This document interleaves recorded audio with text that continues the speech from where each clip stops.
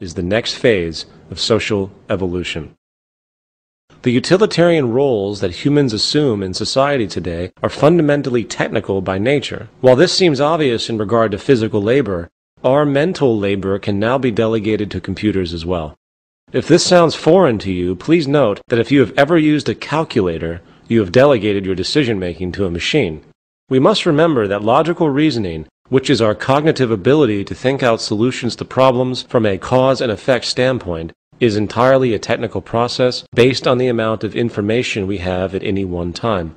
For example, if we have a problem with our car, we would go to a mechanic and he would use his pattern recognition abilities and associative memory to consider the possibilities that might have caused the problem, along with the possibilities for solving the problem based on reasoning. It is an objective, technical process. However, a mechanic's human brain is only capable of a certain amount of memory and intellectual processing power. A modern programmed computer, on the other hand, can store tremendously more data than a human and can consistently and rapidly process information without getting lazy or tired. For instance, let's assume we have programmed a computer with the data set consisting of the car in question. The computer has been programmed to know every component, every weld, and every electronic pathway, etc. of that vehicle. It has also been programmed with the application of physics, so it can relate to the actual cause and effect functionality and operation of the car, not just its parts. When the car is taken in for repair, the mechanic will simply go over to his computer and input a description of the problem. He might input left headlight not working. The computer would then immediately present a list of all relevant issues related to the headlight and then present a series of framed questions to the mechanic which logically attempt to locate the cause of the problem. The computer might say, check the connection of cable 15B, and then show a diagram of where the component is located in the car. If the mechanic finds that isn't the problem, he inputs that new information back into the computer, and the computer goes to the next logical possibility. The computer is really making the decisions. The mechanic is just orienting its focus, just like a calculator. The bottom line is that there is really no area of human operation that cannot be extremely perfected by delegating decision-making processes to computer intelligence. The fact is, the only thing that now separates us from machines on a cognitive, utilitarian level is our ability to create complex associations in our mind. No computer today has yet to respond effectively to being asked a complex question in the English language or any language.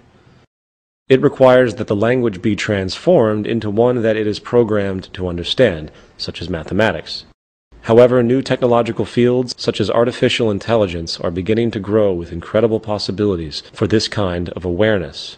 In time, complex thought processes once thought could only be accomplished by the human mind will eventually be achieved by computers. With this understood, we will now describe how this new possibility of delegating labor and decision-making to a multifaceted, highly efficient computerized system is what will constitute the replacement of the institution we know of as traditional government. In the words of Dr. Ralph Linton, the tremendous and still accelerating development of science and technology has not been accompanied by an equal development in social, economic, and political patterns. It is safe to predict that such social inventions as modern-type capitalism, fascism, and communism will be regarded as primitive experiments directed toward the adjustment of modern society to modern methods. First of all, government as we know it is a byproduct of environmental scarcity. They are really monetary system creations. Sadly, due to the very nature of their power, history is one constant chain of governmental corruption, from the genocidal slaughter of peoples in opposing nations to the deliberate oppression of a country's own people in order to maintain the established order. Now, government decisions today are based on self-interest, just like the corporations. There will never be such a thing as an ethical government as long as money can be used to influence the decisions of political participants. When we understand that everything in regard to social organization is a technical process, we then see that there is little reason for traditional opinions in the solving of any problem. If a person reads one page of a book and closes it, he or she can easily have an opinion on that book as a whole. If another reads the whole book, they might also have an opinion. Whose opinion would you value more, the person who read the full book or the person who only read one page? In other words, the more information taken into account in the process of decision-making, the more accurate that decision will be. As discussed earlier, computers can now access trillions of bits of information a second across vast informational databases, and compute output results near the speed of light. The transfer of decision-making to computers is the next phase of social evolution.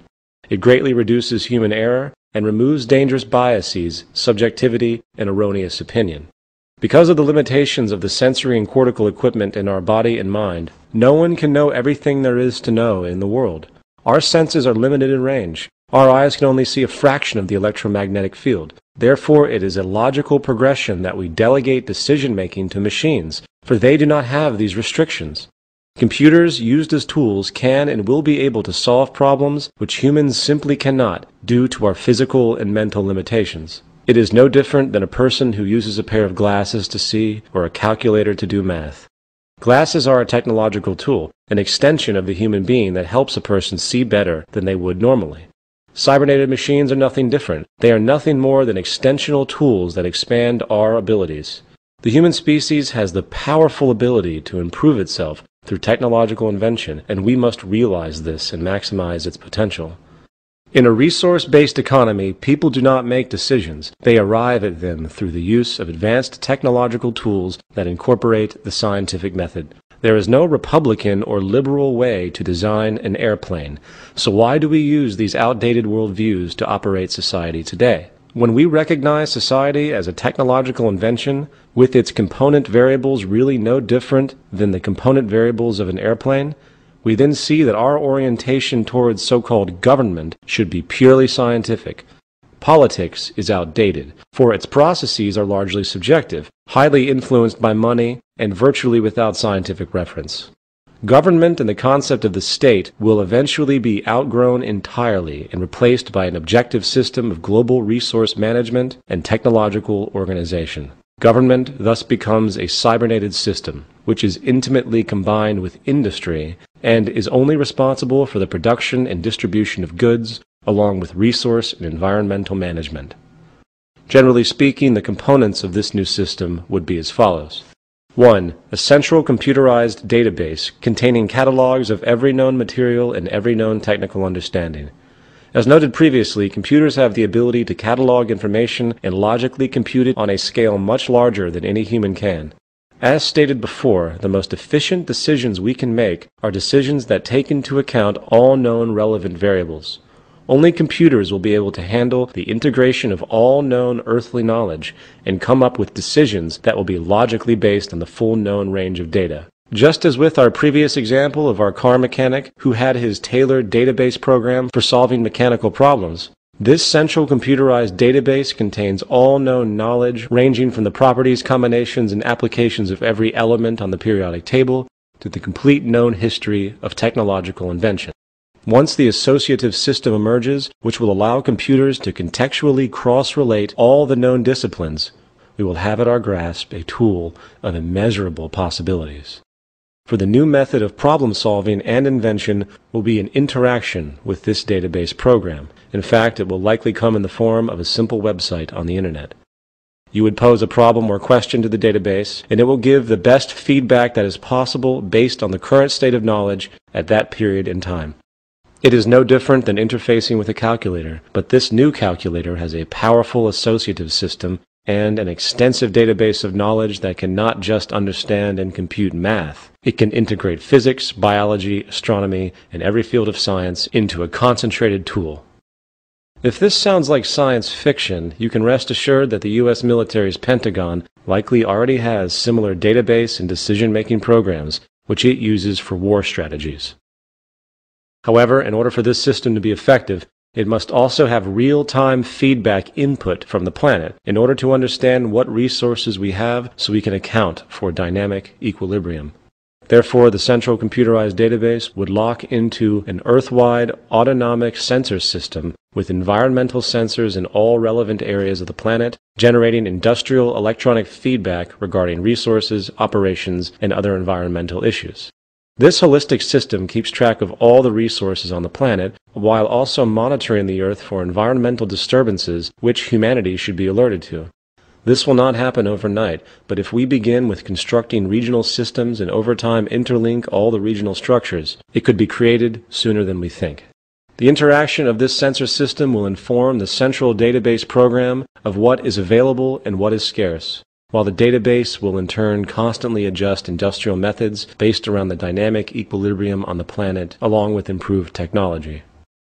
Now, even with our understanding of the profound labor-relieving effect computerized automation will have on society, when we finally decide to outgrow our scarcity-based monetary system and focus on the maximization of technological invention and abundance for all the world's people, there will still, of course, be the necessity for human technicians to work within the system, updating it and overseeing its operations.